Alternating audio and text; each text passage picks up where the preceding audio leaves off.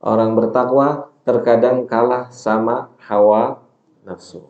Bukan orang bertakwa nggak punya ilmu, ilmunya pun punya. Jadi punya ilmu saja itu nggak cukup. Ilmu itu harus dibarengi dengan takwa. Ilmu itu harus dibarengi dengan iman. Nih, misalnya gini, saya kasih kita kita contohkan di depan sehari-hari. Azan berkumandang, ya, saat iman kita sedang lemah, kita nggak ke masjid. Kita nggak ke masjid karena kita nggak punya ilmu, apa karena iman kita lagi rendah? Nah, itu bukan kita nggak tahu. Jadi pengetahuan saja itu nggak cukup. Padahal kayaknya lebih berilmu saya dibandingkan dia. Dia kan baru belajar. Tapi sholatnya lebih rajin dia sama saya ke masjidnya. Ini harus jadi bahan introspeksi kita. Kita mungkin lebih menguasai. Tapi amal dia lebih lebih apa? Unggul.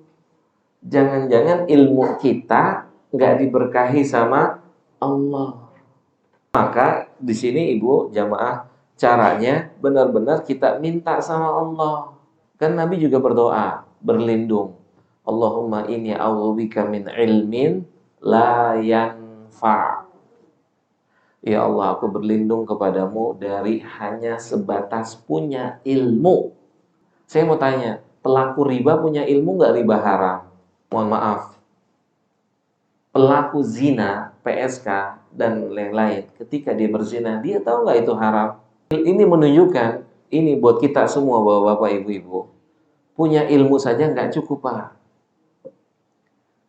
Ilmu itu harus diminta ketakwaan juga sama Allah. Abu Thalib punya ilmu tentang la ilaha illallah, punya, dia menguasai malah. Cuman dia nggak ngucapin, nggak dapet taufik. Jadi punya ilmu, kalau nggak dapet taufik, itu nggak bisa jadi amal.